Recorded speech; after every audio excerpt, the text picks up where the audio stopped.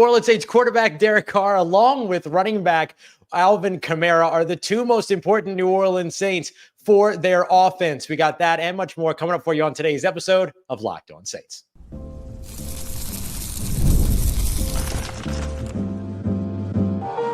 You are Locked On Saints, your daily New Orleans Saints podcast.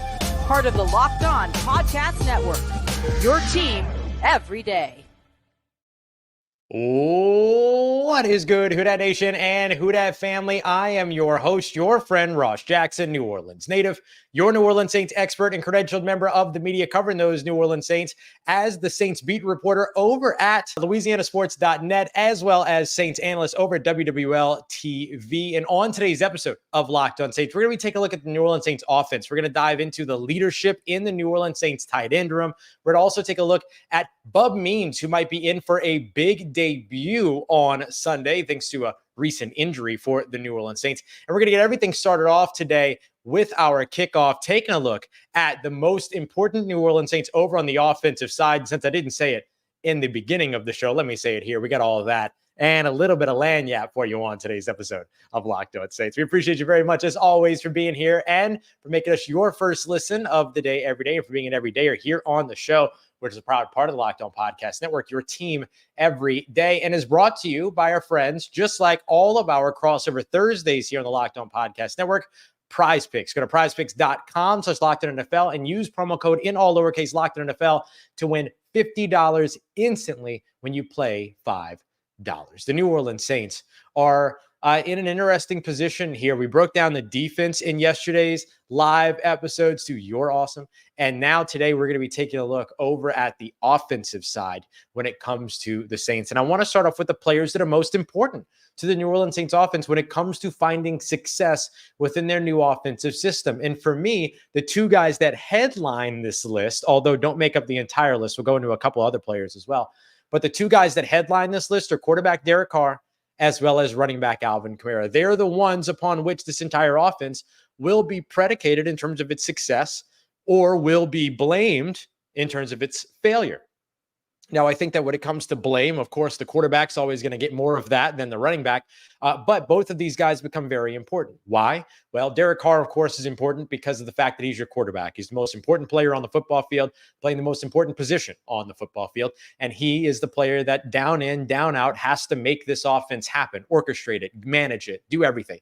Now, the good news around Derek Carr is that going into 2024, unlike in 2023, he doesn't have to be a hero. He didn't got to do anything more than what he would typically do, which is orchestrate a successful offense. That's all he's going to be asked to do here in New Orleans. And then offensive coordinator Klint Kubiak is doing the rest. He's scheming.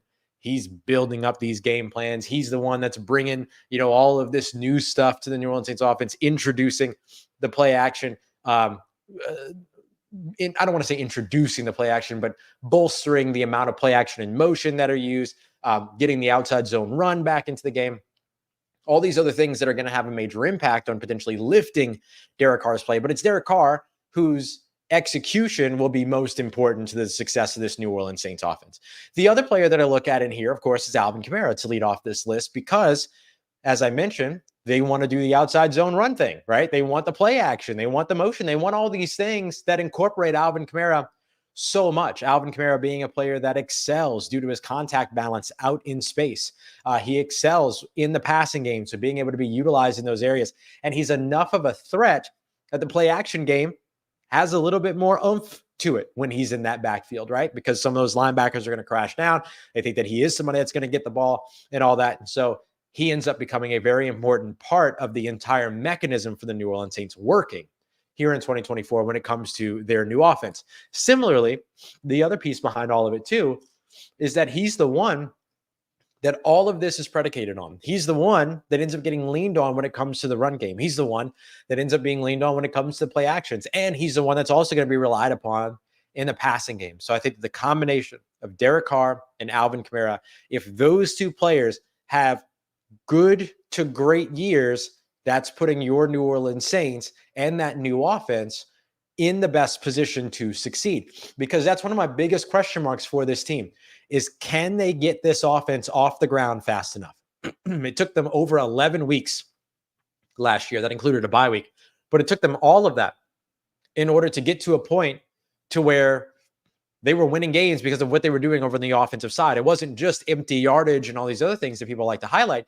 It was the fact that they were actually scoring touchdowns. They were converting in the red zone. They were moving the football. They were not only just moving between the 20s, but they weren't stalling out at the 20s. They were putting points on the board. They were outscoring the teams that they were playing, i.e. winning football games. And to me, it can't take that long. It can't take you until the last 6 games of the season to get to that place. You have got to be able to get to that place much earlier. And this is now Derek Carr's 8th offensive coordinator 7th offensive coordinator change. And ideally, you're able to kind of pick this up a little bit more quickly. And ideally, the isolation of training camp and everything, everyone always being around one another, being next to one another, hanging out with one another, being at the hotel with one another, working out with one another, all the things they were doing with one another away from the football field, hopefully gave them an opportunity to be able to maybe get the system under their belt mentally a little bit more together than they were last season. Another guy that I think is massively important to the success of this New Orleans Saints offense is Eric McCoy. Eric McCoy and the offensive line as a whole really become really important. I think you can make the argument that Trevor Penning becomes really important. Like, it's important for him to look better and perform better this year.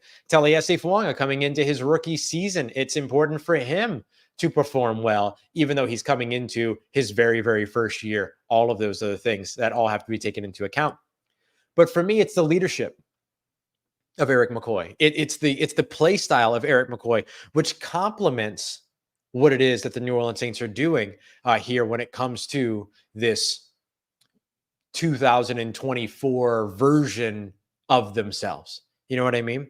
That's got to be the big thing for me in terms of figuring all of that out and getting it all and kind of getting it all, better, right? Getting it all going, because Eric McCoy is the guy that feels like a perfect fit for this New Orleans Saints new offense. The outside zone run game and moving off the football and the zone run game and all this other stuff. It plays into his athleticism. It plays into his communication. It plays into all the things that he does well.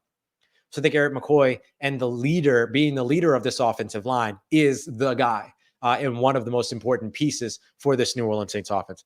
The last 2 guys that I'll mention are pass catchers. I'm going to go Taysom Hill, who's more than a pass catcher, right? He's a blocker. He's a runner. His do-it-all-ness is very important to this New Orleans Saints offense, and ideally he's on the field more in 2024 than he was in 2023.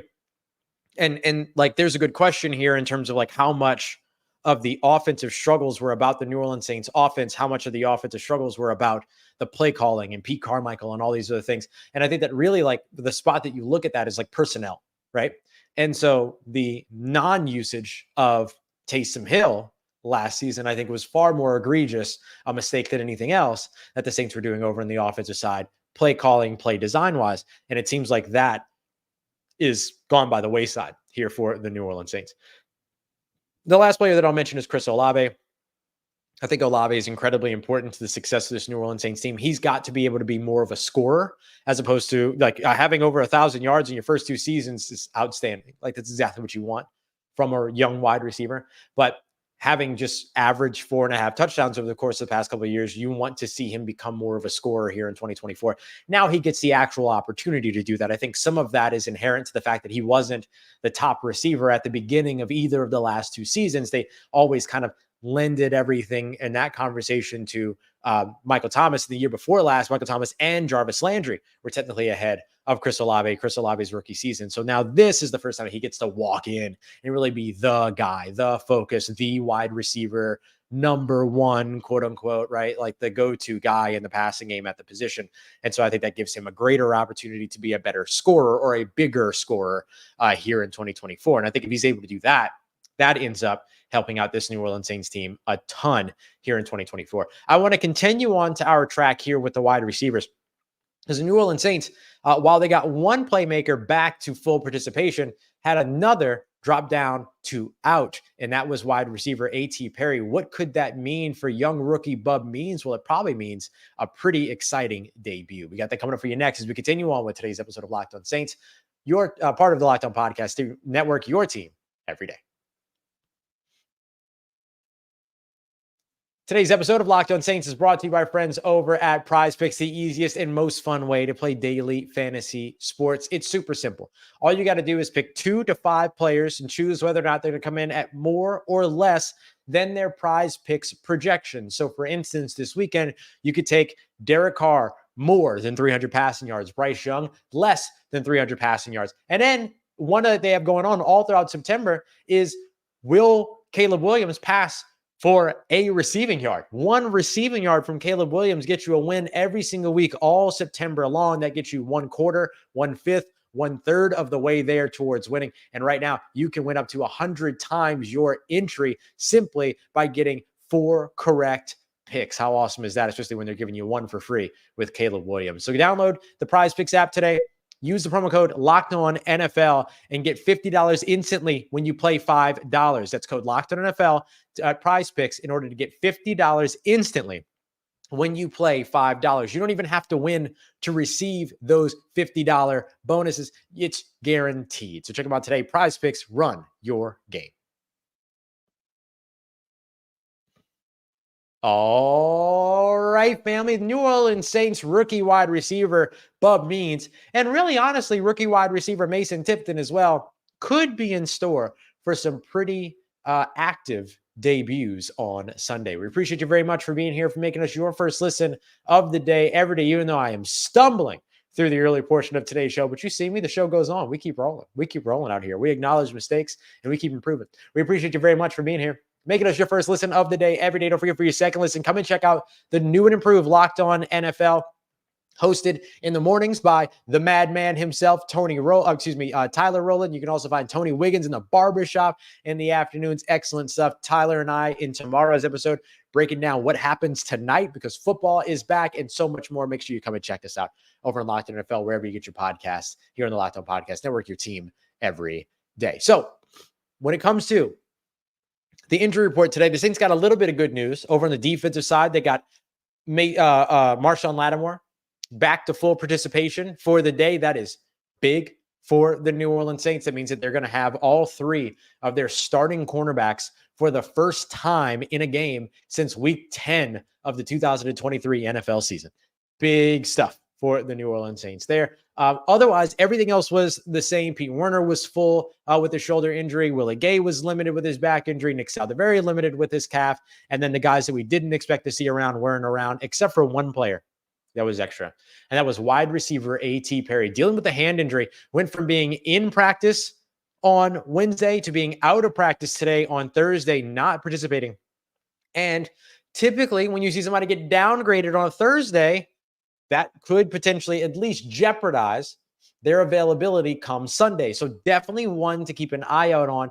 Tomorrow we'll get the Friday injury report. That will include game designations as well, which will tell you whether or not a player is playing, is questionable, or is out in a game.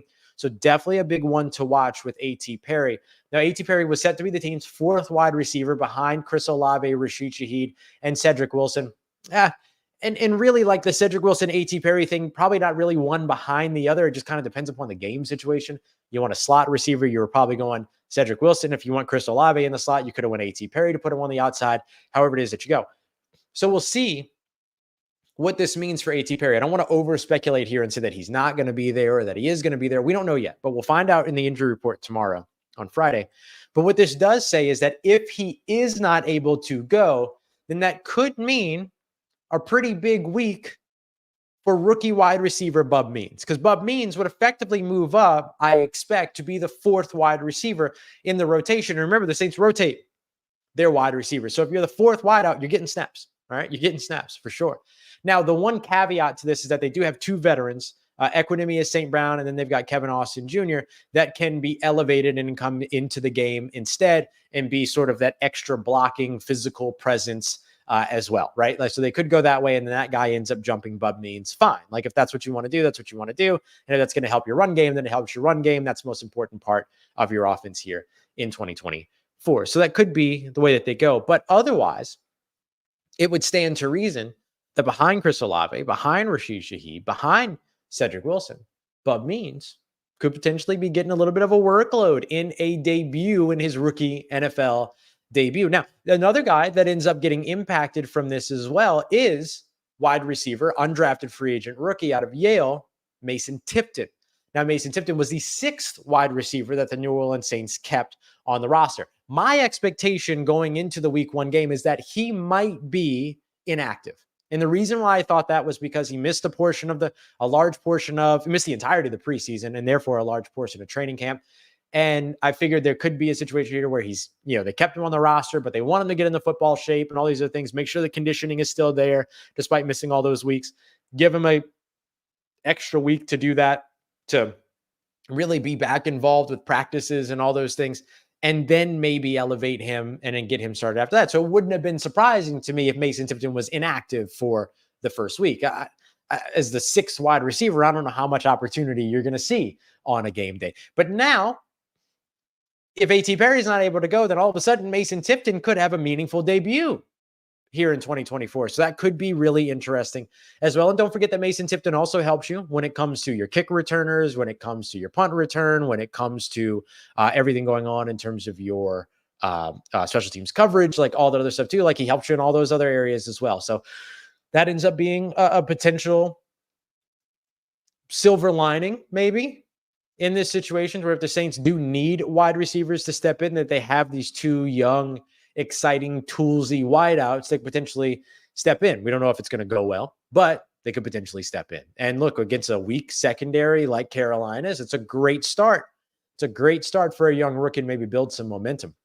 And it's interesting because the Saints have typically always leaned into kind of slow playing their rookie wide receivers. I shouldn't say always. I should say in recent past, right? Like with the exception of Chris Olave, who they drafted in the first round, in the recent past, they've kind of slow played their wideouts. You think about how long it took for Deontay Hardy to really get into the rhythm of things or really get implemented into things his rookie season. Same thing for Rashid Shaheed a couple years ago. Same thing for A.T. Perry last year. Like I think that those are big important things as well. And one of the big things that folks are highlighting that I think is important is that Mason Tipton, not a big blocker, and I completely understand that. So that's one of the reasons why I mentioned that one of these other guys, Equanimeous St. Brown and Kevin Austin Jr., could potentially end up being elevated, and then they get more snaps than whoever the 5th wide receiver is, basically because of the fact that they can block, right? They're going to see more snaps because they can be out there for the run plays and the passing plays,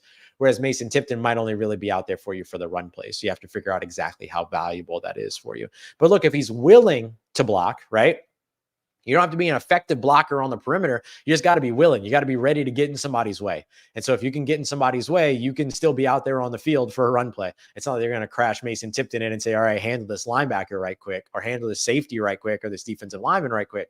They're going to have him blocking out on the perimeter. So as long as he's willing to do that, or if he's on the backside of the play, all good. He still gets to be on the field. You know what I mean? It's one of the benefits to being a perimeter wideout, more than a slot wideout or anything like that, is that you get that opportunity to just kind of be out there and do all that kind of stuff and everything. And so I think that's one of the big things. And I'll just mention too, because I do think that it's important, like, how do we know that Mason Tipton can't block? Well, I've watched all of his college tape, watched him all throughout training camp and everything like that. So it's not a big part of his game, right? I mean, he's a smaller wideout and all these other things. He's a smaller size wideout, framed wideout, everything like that.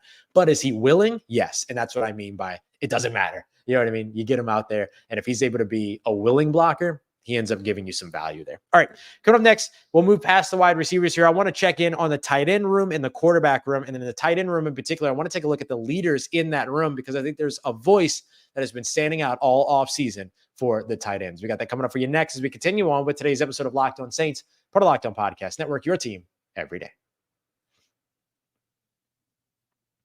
Today's episode of Locked On Saints brought to you by our friends over at LinkedIn Jobs. LinkedIn Jobs wants to help you find the qualified candidates you want to talk to faster and for free. That's what I love about LinkedIn. And LinkedIn Jobs doesn't just talk about it, they bees about it as well. In fact, 70% of LinkedIn users, over 70% of LinkedIn users, don't even visit other leading job sites. So if you're not looking at LinkedIn, you're looking in the wrong place. 86% of small businesses get qualified candidates within 24 hours of posting their job on LinkedIn Jobs. Hire professionals like a professional on LinkedIn in. Go and check them out today. You can post your job for free over at linkedin.com/LockedOnNFL. That's linkedin.com/LockedOnNFL to post your job for free. Once again, linkedin.com/LockedOnNFL. Terms and conditions apply.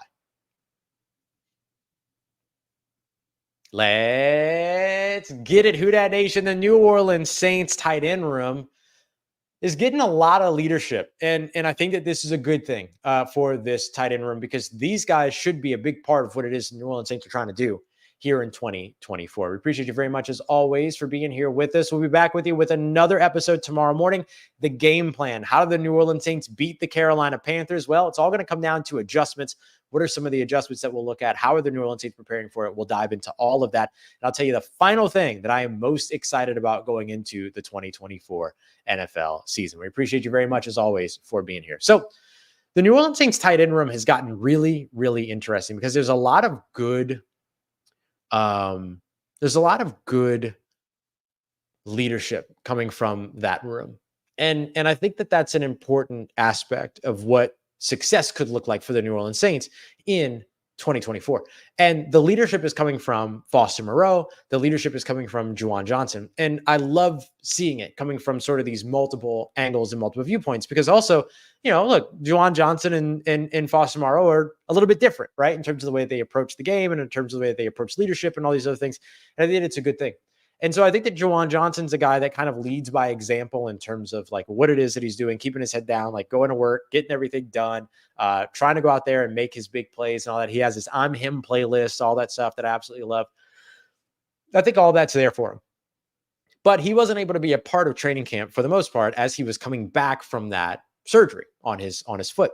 And so Foster Moreau has really stepped into that leadership role in the tight end room as being the vocal leader, right? The guy that comes in and is, cheering guys on, telling people, hey, that's a heck of a route. That's, giving guys props. That's, talking smack to the defensive side of the football, all this other stuff. Like, he just has sort of that vocal presence. And I think that the combination of the two of them is a really interesting way for the New Orleans Saints tight end room to kind of find its leadership and to get to a point where it's continuing to develop. You look at Taysom Hill, who is now a part of that tight end room and has been consistently a part of that tight end room for some time. He's got a lot of experience there.